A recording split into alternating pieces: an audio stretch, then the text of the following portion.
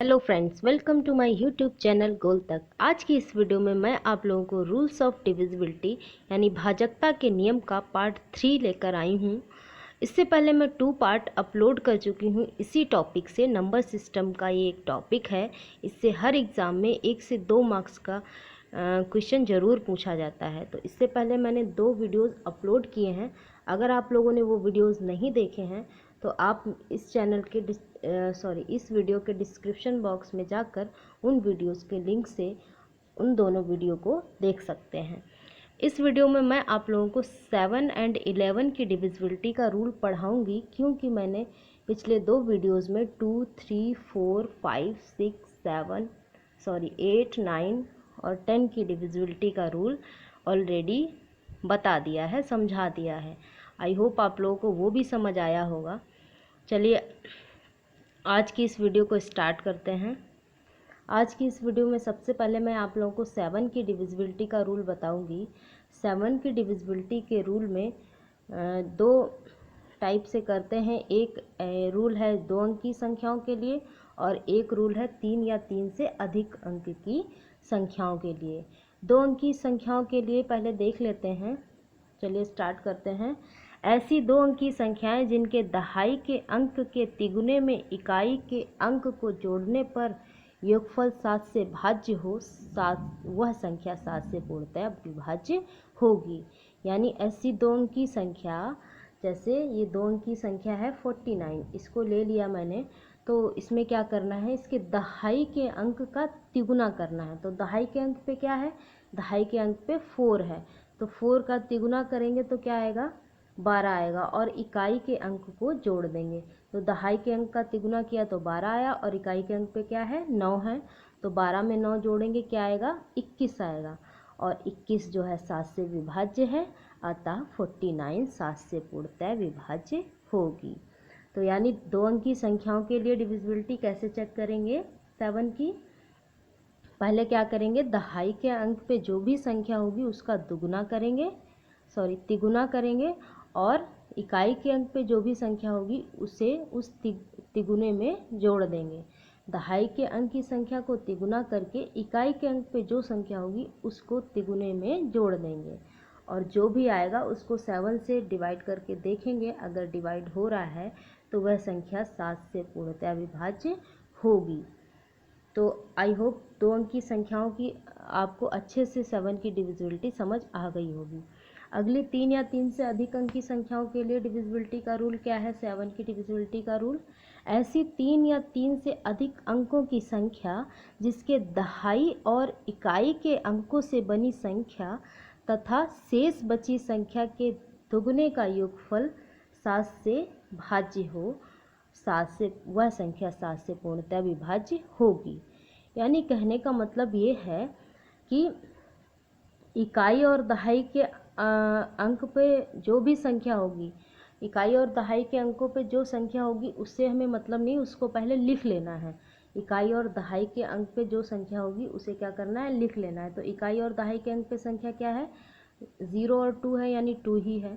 और जो भी शेष संख्या बचेगी, चाहे वो 2 अंक की बची हो या 3 अंक की, उससे मतलब नहीं, उस शेष संख्या का क्या करेंगे, 2 गुना करेंगे। तो यहाँ पे शेष संख्या क्या बच रही है, यहाँ पे शेष संख्या जो है 34 बच रही है। इधर इकाई और दहाई पे क्या है, 2 है, 0 2 है मतलब 2 ही है, और शेष संख्या 34 है।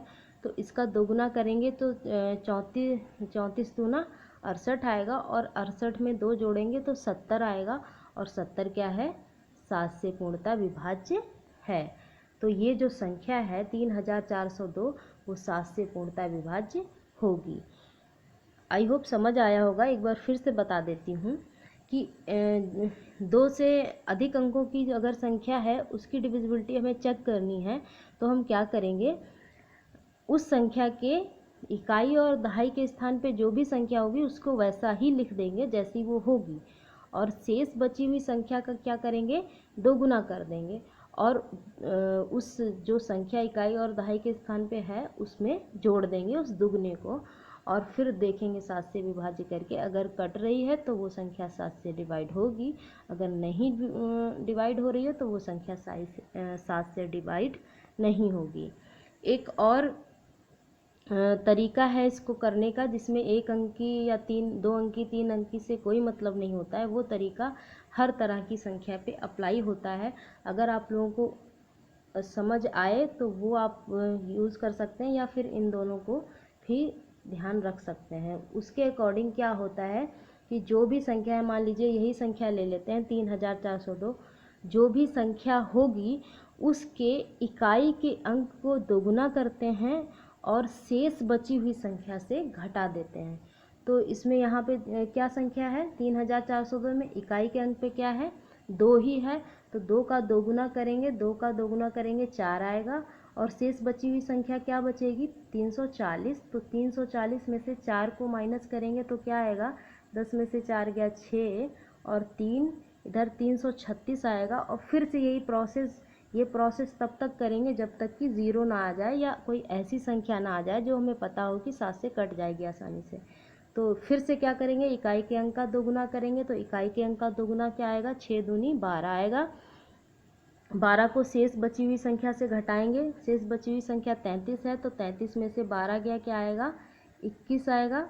और 21 में फिर से इकाई के अंक पे जो भी संख्या है उसका दोगुना करेंगे तो क्या आएगा, 2 आएगा, और 2 में से 2 घटाएंगे तो क्या आ जाएगा, 0 आ जाएगा। या तो 21 तक ही छोड़ के देख सकते थे, क्योंकि हमें पता है कि 7 की टेबल में 21 आता है। या तो यहीं तक रखते, अगर आपको नहीं समझ आता है तो आप तब तक ये प्रोसेस कर सकते हैं जब तक कि 0 ना आ जाए। यानी कि अगर किसी भी संख्या का 7 से डिविजिबिलिटी का रूल चेक करना है तो हमें क्या करना होगा, उस संख्या के इकाई के अंक का दोगुना करेंगे, और तब तक दोगुना करके शेष संख्या से घटाएंगे जब तक कि या तो 0 ना आ जाए, या तो 7 से डिवाइड होने वाली कोई संख्या ना आ जाए। ये प्रोसेस तब तक करेंगे जब तक कि 0 या 7 से डिवाइड होने वाली संख्या ना आ जाए। आई होप आप लोगों को 7 की डिविजिबिलिटी बहुत अच्छे से समझ आ गई होगी। अगर कोई डाउट हो तो आप कमेंट करके पूछ सकते हैं, मैं उसको रिप्लाई करने का पूरा प्रयास करूँगी। चलिए नेक्स्ट डिविजिबिलिटी देख लेते हैं, 11 की डिविजिबिलिटी। 11 से भाज्यता का नियम कहता है कि ऐसी संख्याएं जिनके इकाई के स्थान से आरंभ करके विषम स्थानों के अंकों के योगफल तथा सम स्थानों के अंकों के योगफल का अंतर या तो 0 हो या क्या हो, 11 हो, तो वह संख्या 11 से पूर्णतः विभाज्य होगी। यानी ऐसी कोई भी संख्या जिसके इकाई के स्थान से हम गिनना स्टार्ट करेंगे, और क्या गिनेंगे, स्थान गिनेंगे, संख्या को नहीं। सम स्थानों की संख्या को जोड़ेंगे, सम स्थान पे जो भी संख्या होगी उसको जोड़ेंगे, और विषम स्थान पे जो भी संख्या होगी उसको जोड़ेंगे, और जोड़ने के बाद में उन दोनों का अंतर करेंगे, जो भी योग आएगा उन दोनों का अंतर करेंगे।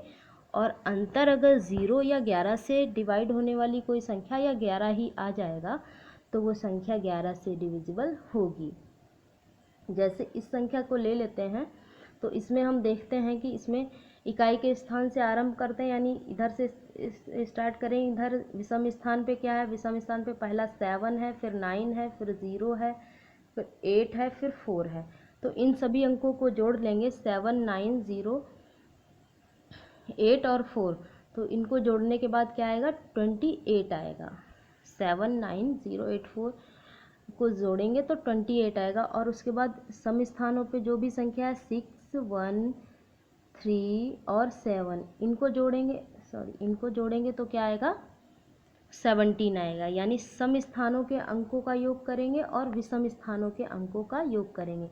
सम स्थानों के अंकों का योग क्या आ रहा था, 17, और विषम स्थानों के अंकों का योग 28।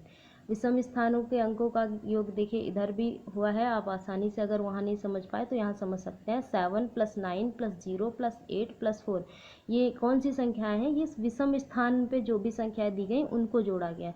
तो विषम स्थान पे जो संख्याएं दी गई उनको जोड़ के क्या आया है, 28 आया है। और सम स्थान पे कौन सी संख्याएं दी गई हैं, सम स्थान पे दिया गया है 6, 1, 3 और 7। तो 6, 1, 3, 7 को जोड़ेंगे तो क्या आएगा, 17 आएगा। और इन दोनों को जोड़ने के बाद में क्या करेंगे, इन दोनों का भी अंतर करेंगे। पहले सम और विषम स्थान पे जो संख्या होगी उसको जोड़ लेंगे, उसके बाद दोनों का अंतर करेंगे।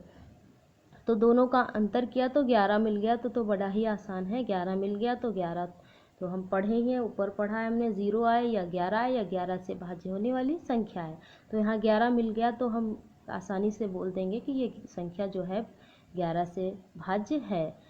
और अगर मान लीजिए यहाँ पे दोनों साइड में इक्वल आता, या इधर भी 28 आ रहा है और इधर भी 28 आता, यहाँ पे भी 28 आ रहा है और यहाँ पे सम स्थानों के अंकों का योग 28 आ रहा है और विषम स्थानों के अंकों का योग 28 आ रहा है और सम स्थानों के अंकों का योग भी 28 ही आता, तो भी संख्या डिविजिबल होती। क्यों? क्योंकि हमने पढ़ा है अंतर या तो 0 आए, या अब मान लीजिए अगर यहाँ पे अंतर 11 की जगह 22 आता तो भी डिविजिबल होती, 33 आता तो भी डिविजिबल होती, 44, 55 कुछ भी आता, 11 के टेबल में जो भी संख्याएं आती उनमें से अगर कुछ भी माइनस करने के बाद आता तो वो संख्या 11 से डिविजिबल होती। या तो 0 आए या फिर क्या है 11 आए। और कैसे आएगा? सम स्थानों के अंकों का योग करेंगे और विषम स्थानों के अंकों का योग करेंगे, दोनों को आपस में घटा देंगे, माइनस कर देंगे। किनको घटाएंगे? अंकों के योग को, सम स्थानों के अंकों के योग को और विषम स्थानों के। आई होप आप लोगों को 7 और 11 की डिविजिबिलिटी अच्छे से समझ आ गई होगी। अगर आप लोगों को मेरा यह प्रयास अच्छा लगा हो तो वीडियो को लाइक और ज़्यादा से ज़्यादा दोस्तों में शेयर करें, और वीडियो के नीचे एक सब्सक्राइब लाल कलर का बटन दिया होगा, सब्सक्राइब चैनल को सब्सक्राइब कर लें और पास में लगे बेल आइकन पे ऑल वाले नोटिफिकेशन बेल को प्रेस करना ना भूलें। Thanks for watching this video.